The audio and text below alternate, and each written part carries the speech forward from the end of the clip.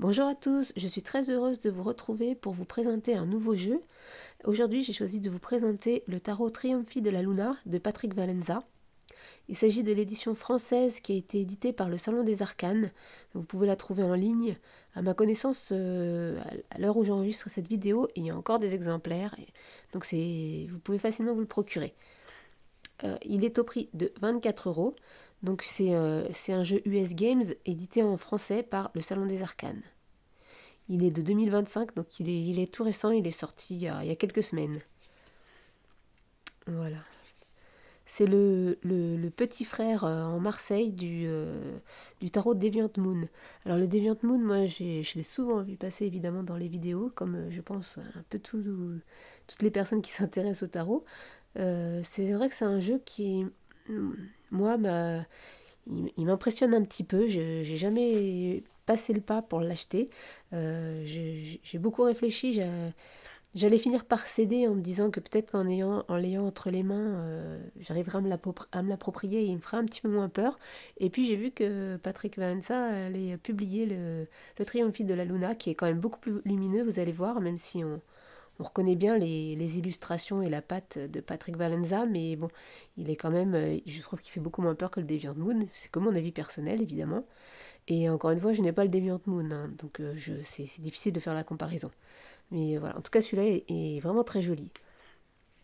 Donc le Triomphe de la Luna Tarot a été créé comme le cousin éloigné du Deviant Moon Tarot, avec de joyeuses scènes illustrées et des personnages excentriques à face de lune. Les illustrations ont été peintes à l'encre, à l'aquarelle et à la gouache avant de légères améliorations numériques. Donc on a 78 cartes et un livret de 68 pages. Oui, donc, là aussi ça change parce que dans le Deviant Moon, ce sont des photos qui sont retravaillées, tandis que là, dans le Triomphe de la Luna, ce sont des illustrations donc à l'aquarelle et à la gouache. C'est peut-être aussi ça qui fait qu'il est moins impressionnant que le Deviant Moon. Donc on va regarder. C'est une tote box, mais elle est de très très bonne qualité. Franchement, j'ai été étonnée quand je l'ai ouverte parce que elle est très épaisse, elle s'ouvre très bien. Aucun souci pour mettre le jeu dedans ou quoi que ce soit. C'est vraiment de la belle qualité. Donc on a un petit livret qui est en français du coup, grâce à la traduction de Nicolas. Et dedans, donc on a une petite introduction sur la création du jeu. Et puis évidemment, les arcanes majeures. Donc il n'y a pas grand chose, c'est juste une petite description de la carte, une interprétation à l'endroit, à l'envers. Voilà, on a ça pour toutes les majeures et les mineurs. On a la même chose pour les mineurs. Alors la particularité, là, moi, je vous l'ai remis dans l'ordre parce que j'ai déjà tiré avec. Hein, mais quand il arrive, on n'a pas trop l'habitude, mais les arcanes mineurs sont inversés, entre guillemets. Enfin, on commence par le roi. Roi, reine, cavalier, et on finit par l'as. Voilà, il ne faut pas s'étonner. Voilà, donc on a la même chose pour toutes les arcanes mineurs. On a un tirage en étoile. Et puis un petit à propos de Patrick Valenza. Voilà. Donc on va regarder les cartes ce qui nous intéresse. Hein. Le dos, très, très beau, très sobre, mais moi j'aime beaucoup. La qualité des cartes, elle est vraiment, vraiment top. C'est US Games. J'ai un autre jeu US Games et pareil, j'adore la qualité des cartes. Elles glissent très, très bien, vous pouvez le voir. Elles sont bien épaisses. Elles sont très agréables au toucher. Elles sont glossy. Non, franchement, elles sont très très belles. La tranche est neutre. Moi, je préfère parce que les tranches, les tranches avec des couleurs. De toute façon, là, ça n'aurait pas été au jeu d'avoir une tranche dorée ou quoi que ce soit. Mais même, je trouve que ça s'abîme trop vite. Moi, j'aime pas trop, personnellement. Voilà. Maintenant, les cartes. Alors, le fou. Je vais essayer de mettre. Je vois pas trop ce que je fais, donc je vais essayer de vous les mettre. Le magicien. La grande prêtresse. L'impératrice. L'empereur. Le hiérophante. Les amoureux. Le chariot. La justice. l'ermite, la roue de fortune, la force, le pendu, l'arcane sans nom, tempérance,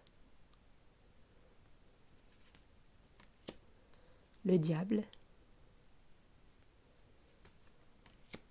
la tour,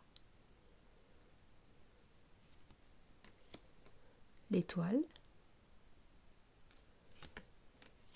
et la lune, que l'on retrouve sur la boîte, le soleil, le jugement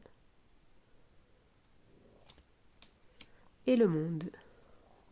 Donc on retrouve bien, comme je vous disais, le style de Patrick Valenza, mais le fait qu'il y ait un fond clair, que ce soit du dessin, je trouve que ça les rend beaucoup moins impressionnantes que les cartes du Deviant Moon. La suite des coupes, donc l'As, le 2, le 3, le 4, le 5, le 6, le 7, le 8, le 9, le 10, le page, le cavalier, la reine, je pense que c'est ma carte préférée du jeu, je la trouve vraiment très belle, et le roi.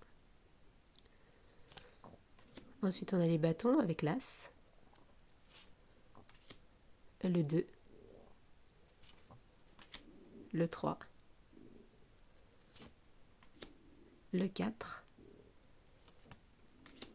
le 5, le 6, et le 7,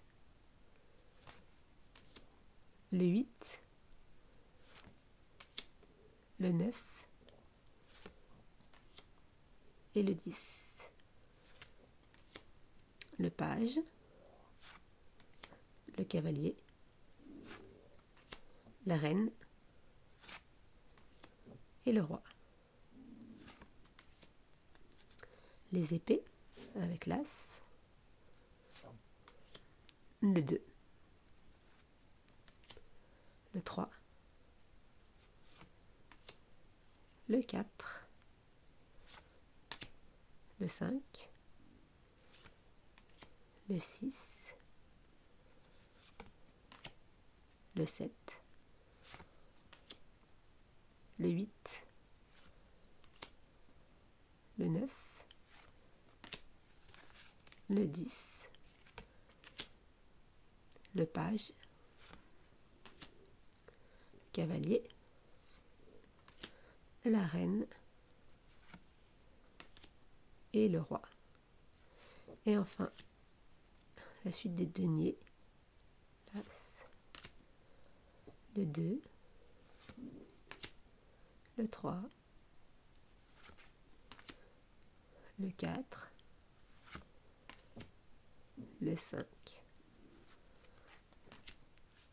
le 6, le 7, le 8, le 9, le 10, le page, cavalier, reine et roi. Alors je vous propose qu'on mélange un peu le jeu, de tirer une carte pour aller voir ce qu'on nous dit dans le livret. Comme vous pouvez voir, il se mélange très bien. Moi je ne sais pas mélanger façon poker, je mélange à l'ancienne. Mais en tout cas il se mélange très très bien, c'est vraiment de la belle qualité. Donc le set de coupe. Alors qu'est-ce qu'on nous dit pour le set de coupe? les coupe, le 9, le 8, le 7.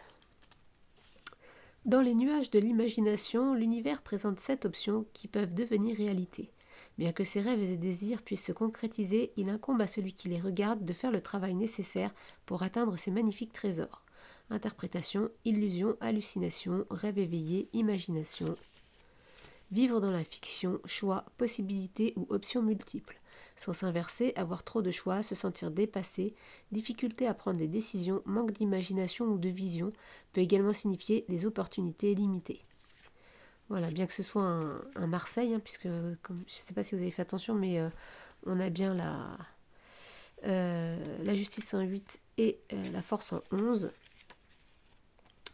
Donc il suit la structure du Marseille, mais du coup avec les illustrations, on comprend, voilà, on arrive facilement à retomber sur nos pieds, et, même si on n'a pas l'habitude du Marseille, ce qui est mon cas.